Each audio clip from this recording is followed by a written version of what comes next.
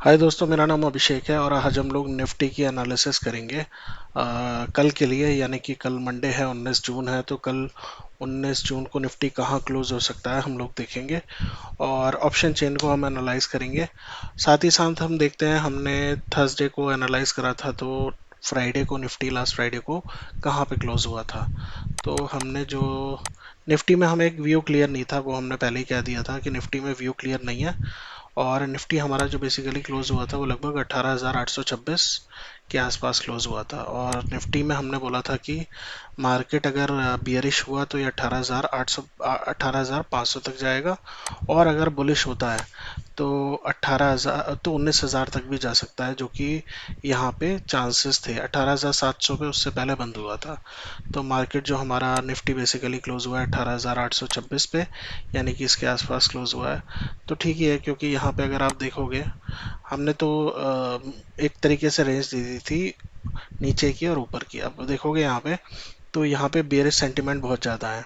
ठीक है, तो इसी वजह से ये मार्केट जो है हमारा 18,800 के आसपास क्लोज हुआ है। और यहाँ पे अगर आप देखोगे तो ये बुलिश सेंटीमेंट ज़्यादा थे, मतलब बुलिश नीचे से ऊपर आने के चांसेस ज़्यादा थे। इस वजह से हम लोग देख लेते हैं कि मंडे को निफ्टी कहाँ क्लोज होगा, और ऑप्शन चेन को हम एनालाइज करेंगे। तो हम लोग देख सकते हैं कि यहाँ पे ये जो डेटा है, आप देखोगे कि मार्केट जो क्लोज हुआ है फ्राइडे को 18,826, यानी कि 18,800 ही मान लो आप लगभग, या 850 भी ले सकते हैं, 800 ही मान सकते हैं, क्लोज हुआ है। ठीक है, तो यहाँ पे अगर आप देखोगे इस स्ट्राइक प्राइस पे बहुत ज़्यादा बियरिश वॉल्यूम है दोनों तरफ, चाहे कॉल हो चाहे पुट हो।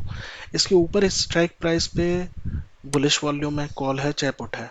लेकिन अगर आप और ऊपर जाते हैं तो आप देखोगे कि सारे के सारे ये बियरिश वॉल्यूम है, यानी कि मार्केट टू के ऊपर जाने के चांसेस बहुत ही कम है निफ्टी के। और अगर हम 8,850 से नीचे जाते हैं, 8,870 पे जाते हैं, इस पे 8,750 पे, तो बुलिश वॉल्यूम है 21 लाख, तो बियरिश वॉल्यूम मेरा 26 लाख है। ठीक है, लेकिन उसके ठीक स्ट्राइक प्राइस के नीचे दोनों तरफ मेरा बियरिश बुलिश वॉल्यूम है। तो यानी कि मार्केट इससे नीचे जाने के चांसेस कम है। 18,800, 18,000, मतलब मान लीजिए 700 से के ऊपर ही रहेगा। ठीक है, और 18,850 के नीचे ही रहेगा। तो मेरा जो मार्केट है वो क्लोज हो सकता है एक कंसोलिडेशन में, क्लोज हो सकता है काम करके, और 18,800 के आसपास ही क्लोज होगा। मतलब अगर गिरेगा तो 18,750 के आसपास क्लोज होगा, और अगर बढ़ता है थोड़ा बहुत तो 18,850 के आसपास।